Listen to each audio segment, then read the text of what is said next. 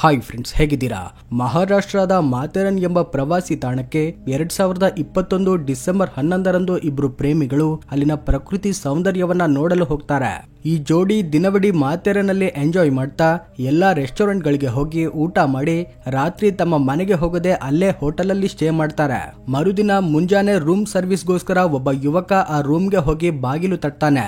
ಆದ್ರೆ ಎಷ್ಟೇ ತಟ್ಟಿದ್ರು ಕೂಡ ಯಾರು ಬಾಗಿಲು ತೆರೆಯೋದಿಲ್ಲ. ಇದರಿಂದ ರಾತ್ರಿ ಲೇಟ್ ಆಗಿ ಮಲಗಿರಬಹುದು ಅಂತ ಭಾವಿಸಿ ಆ ಯುವಕ ಅಲ್ಲಿಂದ ಹೋಗ್ತಾನೆ. ಇದಾದ ನಂತರ ಮಧ್ಯಾಹ್ನ ಸುಮಾರು 1 ಗಂಟೆ ಹೊತ್ತಿಗೆ ಮತ್ತೊಮ್ಮೆ ಹೋಗಿ ಬಾಗಿಲು ತಟ್ತಾನೆ. ಆಗ್ಲೂ ಕೂಡ ಯಾವುದೇ ರೆಸ್ಪಾನ್ಸ್ ಬರೋದಿಲ್ಲ. ಇದರಿಂದ ಆ ಯುವಕನಿಗೆ ಮತ್ತೆ ಸಂಶಯ ಬರುತ್ತೆ. ತಕ್ಷಣವೇ ಮ್ಯಾನೇಜರ್ ಹತ್ರ ಹೋಗಿ ಈ ವಿಷಯವನ್ನ ಹೇಳ್ತಾನೆ. ಅವರು ರಾತ್ರಿ ತುಂಬಾ ಲೇಟ್ ಆಗಿ ಬಂದಿರೋದ್ರಿಂದ ಇನ್ನೂ ಎಚ್ಚರಗೊಂಡಿರೋದಿಲ್ಲ, ಇನ್ನೂ ಸ್ವಲ್ಪ ಹೊತ್ತು ವೆಯ್ಟ್ ಮಾಡೋಣ ಅಂತ ಮ್ಯಾನೇಜರ್ ಹೇಳ್ತಾನೆ. ಸಂಜೆ ಆಗುತ್ತೆ. ರೂಮ್ ಬಾಯ್ ಮತ್ತೊಮ್ಮೆ ಸರ್ವಿಸ್ಗೋಸ್ಕರ ಆ ರೂಮ್ಗೆ ಹೋಗ್ತಾನೆ. ಮತ್ತೆ ಡೋರ್ ತಟ್ತಾನೆ. ಆದ್ರೆ ಆತನಿಗೆ ಯಾವುದೇ ಪ್ರತಿಕ್ರಿಯೆ ಬರೋದಿಲ್ಲ. ಇದರಿಂದ ಸಂಶಯ ಇನ್ನೂ ಹೆಚ್ಚಾಗಿ ತಕ್ಷಣವೇ ಮ್ಯಾನೇಜರ್ಗೆ ವಿಷಯ ತಿಳಿಸ್ತಾನೆ.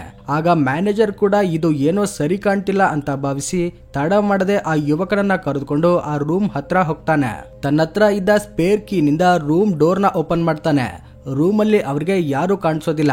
ನಿನ್ನೆ ರಾತ್ರಿ ಚೆಕ್ ಇನ್ ಆದ ಜೋಡಿ ಅಲ್ಲಿರೋದಿಲ್ಲ, ಅವರ ಲಗೇಜ್ ಕೂಡ ಇರೋದಿಲ್ಲ. ಇದನ್ನ ಕಂಡ ಮ್ಯಾನೇಜರ್ ನಿಬ್ಬೆರಗಾಗಿ ಆ ರೂಮ್ ನ ಚೆಕ್ ಮಾಡಲು ಪ್ರಾರಂಭಿಸ್ತಾನೆ.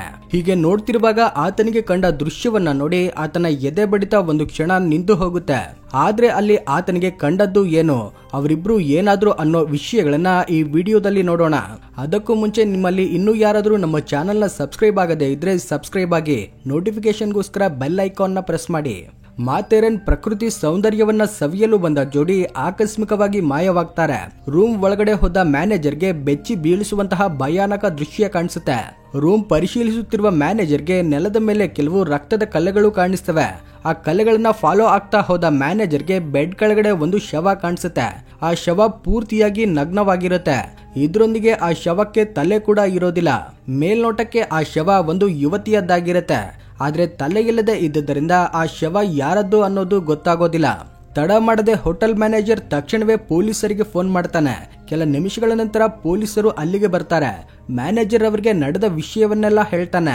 ಆ ರಾತ್ರಿ ಹೋಟೆಲ್ಗೆ ಬಂದ ಜೋಡಿ ಅದಕ್ಕೂ ಮುಂಚೆ ಎಲ್ಲೆಲ್ಲಿಗೆ ಹೋಗಿದ್ರು, ಆ ಮೃತದೇಹ ಅಲ್ಲಿ ಯಾಕಿದೆ, ಅದಕ್ಕೆ ತಲೆ ಯಾಕಿಲ್ಲ ಎಂಬ ವಿಷಯಗಳನ್ನ ತಿಳ್ಕೊಳ್ಳೋದಕ್ಕಾಗಿ ಪೊಲೀಸರು ತನಿಖೆ ಶುರು ಮಾಡ್ತಾರೆ. ಪ್ರಾಥಮಿಕ ತನಿಖೆಯಲ್ಲಿ ಒಂದು ಯುವತಿಯನ್ನ ಯಾರೋ ದಾರುಣವಾಗಿ ಹತ್ಯೆ ಮಾಡಿ ಓಡೋಗಿರೋ ವಿಷಯ ಗೊತ್ತಾಗುತ್ತೆ. ಆ ಯುವತಿ ಕೈ ಮೇಲೆ ಒಂದು ಮಚ್ಚೆ ಇರುತ್ತೆ. ಆ ಮಚ್ಚೆಯನ್ನ ಅಳಿಸಲು ಅವಳ ಕೈ ಮೇಲೆ ಗಾಯ ಮಾಡಿರ್ತಾರೆ. ಅವನು ತಲೆಯನ್ನು ತೆಗೆದುಕೊಂಡು ಹೋಗಿರೋದ್ರಿಂದ ಆ ಯುವತಿ ಐಡೆಂಟಿಟಿಯನ್ನ ಮುಚ್ಚಿ ಹಾಕಲು ಅಪರಾಧಿ ಪ್ರಯತ್ನಿಸುತ್ತಿದ್ದಾನೆ ಅನ್ನೋ ವಿಷಯ ಪೊಲೀಸರಿಗೆ ಅರ್ಥವಾಗುತ್ತೆ. ಅದರಲ್ಲೂ ಆ ಯುವತಿ ಶರೀರದ ಮೇಲೆ ಬಟ್ಟೆಗಳಿರೋದಿಲ್ಲ. ಹೀಗೆ ಪಕ್ಕಾ ಪ್ಲಾನ್ ಮಾಡಿ ಯಾರು ಕೊಲೆ ಮಾಡಿರಬಹುದು ಅಂತ ಪೊಲೀಸರು ತಲೆ ಕೆಡಿಸ್ಕೊಳ್ತಾರೆ. ಈ ಕೇಸಲ್ಲಿ ರೋಚಕವಾದ ವಿಷಯ ಏನಂದ್ರೆ ಪೊಲೀಸರಿಗೆ ಆ ಯುವತಿ ಬಗ್ಗೆ ಒಂದೇ ಒಂದು ಕ್ಲೂ ಕೂಡ ಸಿಕ್ಕಿರೋದಿಲ್ಲ. ಯಾಕಂದ್ರೆ ಅದು ಪ್ಯಾಂಡಮಿಕ್ ಟೈಮ್ ಆಗಿದ್ದರಿಂದ ಹೋಟೆಲ್ಗೆ ಬರುವಾಗ ಅವರ ಮುಖಕ್ಕೆ ಮಾಸ್ಕ್ ಧರಿಸಿಕೊಂಡು ಬಂದಿರ್ತಾರೆ. ರಿಸೆಪ್ಷನ್ ಅಲ್ಲಿ ಚೆಕ್ ಇನ್ ರಿಜಿಸ್ಟರ್ ನೋಡಿದ್ರೆ ಅಲ್ಲಿ ಈ ಜೋಡಿಯ ಹೆಸರು ಶಿವಂ ಹಾಗೂ ವಂಶಿಕಾ ಅಂತ ಬರೆದಿರುತ್ತೆ.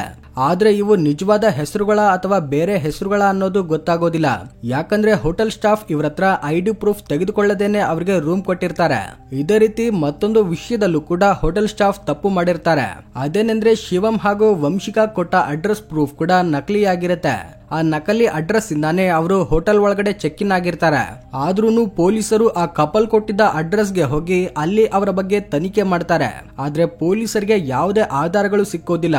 ಸುತ್ತಮುತ್ತಲಿನ ಸಿಸಿ ಕ್ಯಾಮೆರಾ ಫುಟೇಜ್ ಗಳನ್ನ ನೋಡಿದ್ರು ಕೂಡ ಒಂದೇ ಒಂದು ಕ್ಲೂ ಕೂಡ ಸಿಕ್ಕೋದಿಲ್ಲ. ಸಿಸಿ ಕ್ಯಾಮೆರಾ ಫುಟೇಜ್ ಅಲ್ಲಿ ಇಬ್ರು ಕೂಡ ರೂಮ್ ಒಳಗಡೆ ಹೋಗಿರೋದು ರೆಕಾರ್ಡ್ ಆಗಿರುತ್ತೆ. ಆದ್ರೆ ಹೊರಗಡೆ ಬರುವಾಗ ಆ ಯುವಕ ಮಾತ್ರ ಹೊರ ಬಂದಿರ್ತಾನೆ. ಅದನ್ನು ಮುಂಜಾನೆ 3 ಗಂಟೆ ಹೊತ್ತಲ್ಲಿ. ಆ ಟೈಮಲ್ಲಿ ಅವನು ಮಾಸ್ಕ್ ಧರಿಸಿಕೊಂಡಿದ್ದರಿಂದ ಆತನ ಮುಖವನ್ನ ಐಡೆಂಟಿಫೈ ಮಾಡಲು ಆಗೋದಿಲ್ಲ. ಆದ್ರೆ ಆತನ ಸೊಂಟಕ್ಕೆ ಒಂದು ಬ್ಯಾಗ್ ಇರುತ್ತೆ. ಆತನ ಕೈಯಲ್ಲಿ ಒಂದು ಪ್ಲಾಸ್ಟಿಕ್ ಕವರ್ ಇರುತ್ತೆ. ಆ ಕವರ್ ನ ಕೈಯಲ್ಲಿ ಹಿಡ್ಕೊಂಡು ಹೋಗ್ತಾ ಇರೋದು ಸಿಸಿ ಕ್ಯಾಮೆರಾದಲ್ಲಿ ರೆಕಾರ್ಡ್ ಆಗಿರುತ್ತೆ.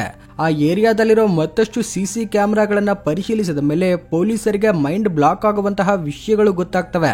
ಆ ಕವರ್ ನ ಹಿಡ್ಕೊಂಡಿದ್ದ ಆ ಯುವಕ ಜನರಿಲ್ಲದೆ ಇರೋ ಸ್ಥಳದ ಕಡೆಗೆ ಹೋಗಿರೋ ಶಂಕೆ ಏರ್ಪಡುತ್ತೆ. ಇದರಿಂದ ಪೊಲೀಸರು ಅದೇ ಸಂಶಯದಿಂದಾನೇ ಅಲ್ಲಿನ ಪ್ರದೇಶವನ್ನೆಲ್ಲ ಡಾಗ್ ಸ್ಕ್ವಾಡ್ ಮುಖಾಂತರ ಪರಿಶೀಲಿಸ್ತಾರೆ. ಅಲ್ಲಿ ಅವರಿಗೆ ಒಂದು ಕವರ್ ಅಲ್ಲಿ ಆ ಯುವತಿಯ ತಲೆ ಕಾಣಿಸುತ್ತೆ.